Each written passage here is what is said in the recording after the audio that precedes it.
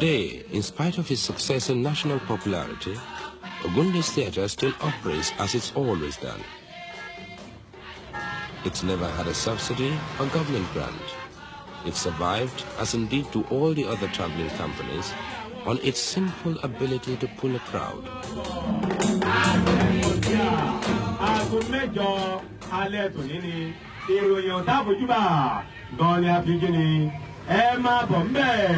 Hotel Frontier, la Hotel Frontier.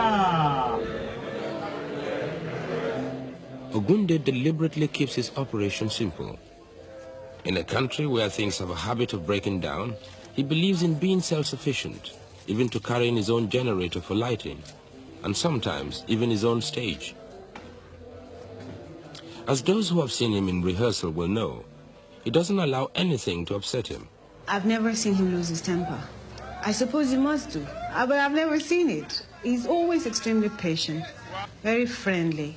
This is how I think he disarms Nigerians. We are quite an aggressive race as a whole. And he has his own personal style of not being aggressive. And even during the pressure of rehearsals, he's still extremely calm and relaxed.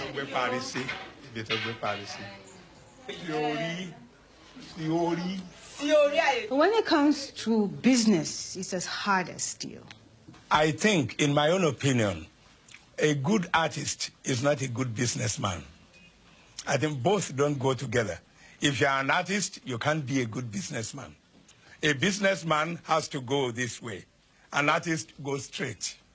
And so I cannot call myself a good businessman. He's a very, very good businessman, a shrewd one. He's a good Ijebu man. All Ijebu men are known to be good businessmen. And he shows this in his dealing with customers, like the National Theatre.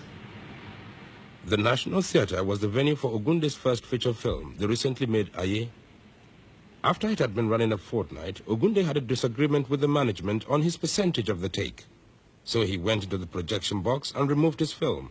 As a result, there was a riot in the theatre. He always insists on controlling his box office. He will not allow any outsiders to do so. And he then will hand the management cut to them, not the other way around. But Dagri, the old coastal trading port and one-time slave market, where tonight Ogunde is showing Aye in the local open-air cinema. Ogunde doesn't sit down at home and say, the theatre halls are managing my films very well. He's too aware of Nigerian management to leave his management of his art to anybody but himself. He takes complete control. My film is in 35mm, and so I bought a portable projector. So when I was traveling abroad, I took two of my wives with me, and they learned how to operate the projector. So when I came back, going to show a film somewhere, maybe at the cinema house or in a school hall or even in a town hall, then my wife will be there, my daughter will be there. They set up the projector, and the senior wives stand at the gate, collect gate fees, and people go in and we exhibit. By that, I've been able to avoid the cheating by the cinema houses. And this isn't small money we are talking about. Oil-rich Nigeria has its own inflation, and a cinema seat costs about £2. But the Ogunde organization expects a return from other sources too. The family is there in force. Apart from managing the sale of soft drinks and refreshments, there are also Ogunde's latest recordings.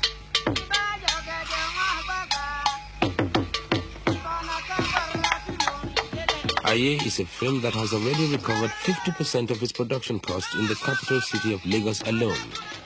Now the rest of Nigeria is anxious to see it.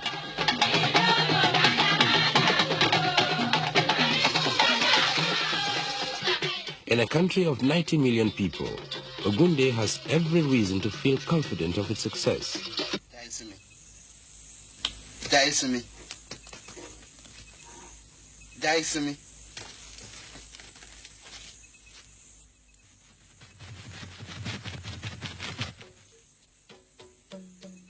Aye is another traditional tale about witches and possession, divination and exorcism.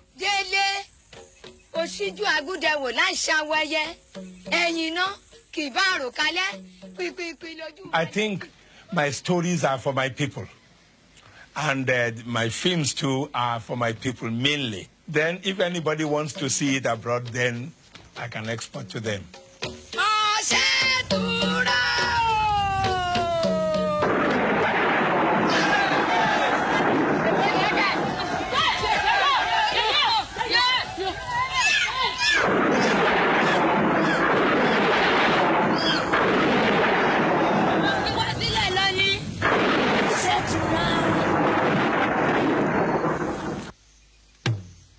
For Chief Ogunde, Aye is a test of whether at the age of 62 he can start a new career as a filmmaker.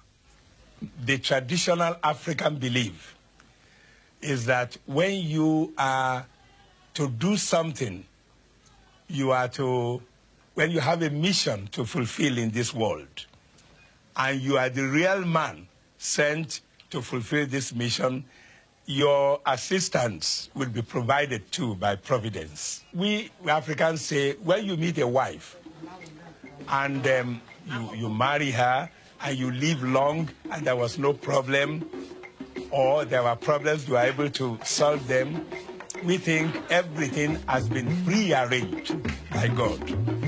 So I now know that because of what I'm to do in this life, my wives and my children have been specially provided to be my assistants.